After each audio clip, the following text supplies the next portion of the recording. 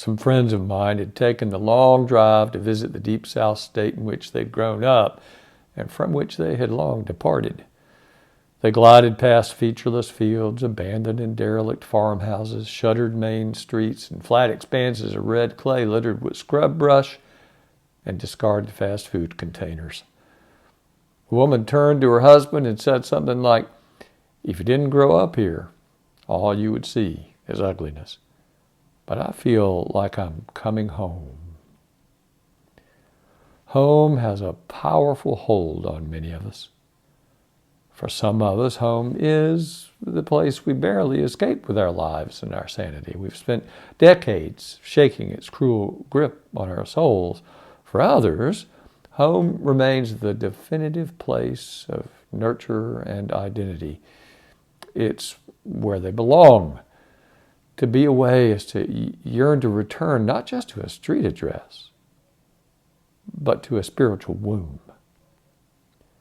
Yearning for a home is a recurring theme in the Hebrew Bible, and that theme emerges with special poignance when the Israelites find themselves in exile. In 597 BC, the Babylonians had conquered them.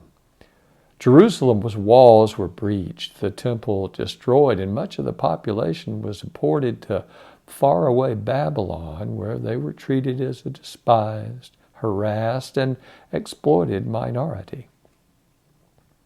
Psalm 137 records their sorrow, their despair, and their yearning for home.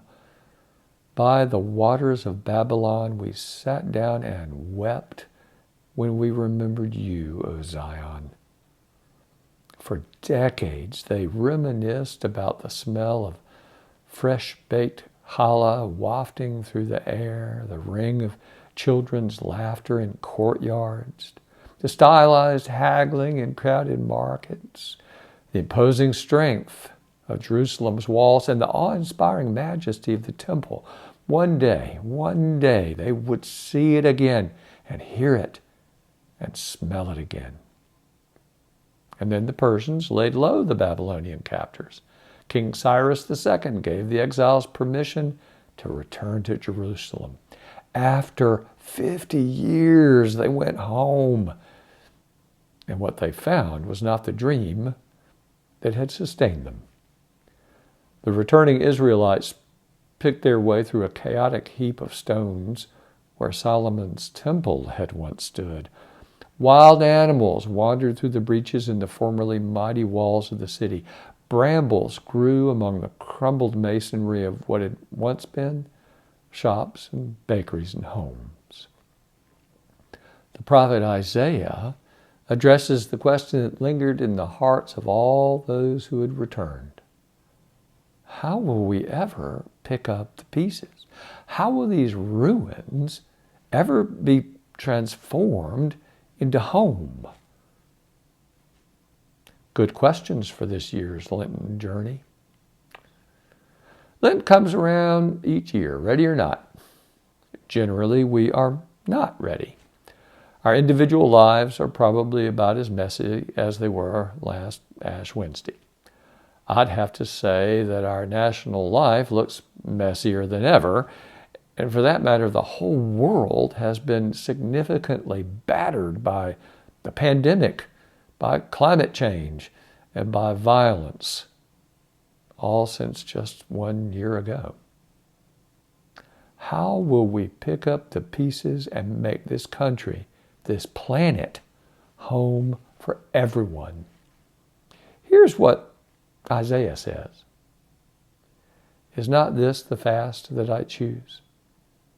To loose the bonds of injustice, to undo the thongs of the yoke, to let the oppressed go free. Is it not to share your bread with the hungry and bring the homeless poor into your house when you see the naked, to cover them? God urges us to repent of our age-old habit of striving to make a better place for ourselves in the world. Instead, our holy calling is to make the world a better place for everyone. The Church recognizes that our march toward justice and wholeness, peace and reconciliation is long and arduous. Along the way, we cannot help but grow weary and lose sight of our journey's end. Lent gives us time to get our bearings, to fortify ourselves spiritually, to set our sights anew on the goal that God has set for us. We are going home. Or more precisely, with God's help, we are picking up the pieces, rebuilding this world of ours into the nurturing and holy home that God intends it to be.